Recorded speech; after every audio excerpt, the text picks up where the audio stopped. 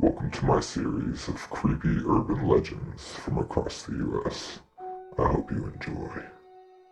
So this one is actually from Colorado, folks. So this is a portion of Riverdale Road in Colorado. The site is not one, but 8 creepy stories, ranging from a hellgate to ghosts of slaves hanging from trees. The stretch of road is like decidedly spooky. The creepiest story, though, is that of a phantom jogger. One day, a driver was heading down the road, ended up hitting a jogger and freaked out, left him for dead. Now, it's said that if you park at the site of the crash, you'll hear disembodied footsteps getting closer and closer to your vehicle. Some people have also reported handprints on their windows and banging noises on the outside of their vehicle as if somebody was kicking the outside. If you're from Connecticut or you like creepy stuff, you might want to watch this. This is about Hannah Cranna, also known as the Wicked Witch of Monroe. Hannah Cranna gained a reputation as a witch in the 19th century when her husband died by mysteriously falling off of a cliff. And locals reportedly believed that she bewitched him. People also believed that she would cast spells on people that she didn't like. Hannah lived to be the age of 77, but right before she died, she asked to be carried down to the cemetery in her coffin by foot, not wagon. After her death, the people of Monroe tried to wheel her coffin down the hill but were unable. The coffin kept falling off, so they were forced to carry it.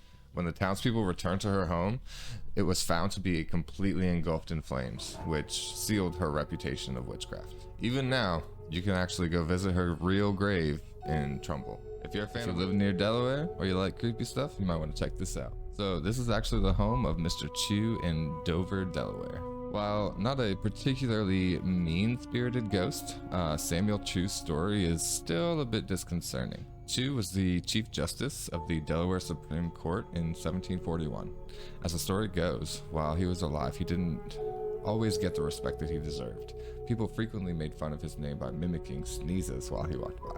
After his death, people reported seeing his ghost sitting under a poplar tree, wandering the courthouse, and generally creeping out residents of Dover. She would also pull on men's coattails and give women a cold, icy feeling. Alright, this one's from my Florida folks, and on a scale of 0 to 10, this is a strong 11. This is about Robert Eugene Otto. He was a boy that grew up in Key West, under the care of a nanny who actually practiced voodoo.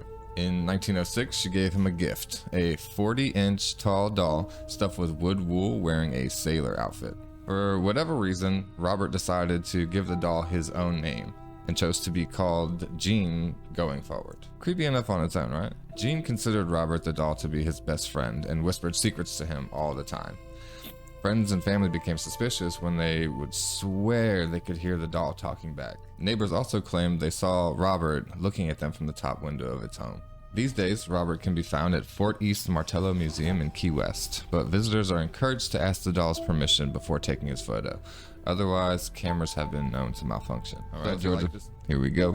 So we're talking about Lake Lanier. It's actually the largest man-made lake in Georgia. At the bottom of Lake Lanier, there lies almost fully intact towns, ferries, a racetrack, and multiple cemeteries. Just wait for the extra creepy part. The government, in its determination to create Lake Lanier, bought up entire towns in order to clear the space for the lake after they received congressional approval in 1946.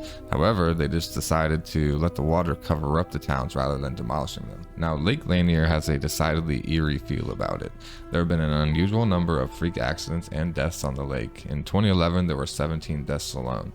Many of the people who drowned have been recovered, though. Here comes the creepy part. People have reported feeling arms and legs in the water, but have not been able to find them after the occurrence, leading people to believe that spirits still roam the lake. If you guys like this video, be sure to like and subscribe. Stay tuned for more.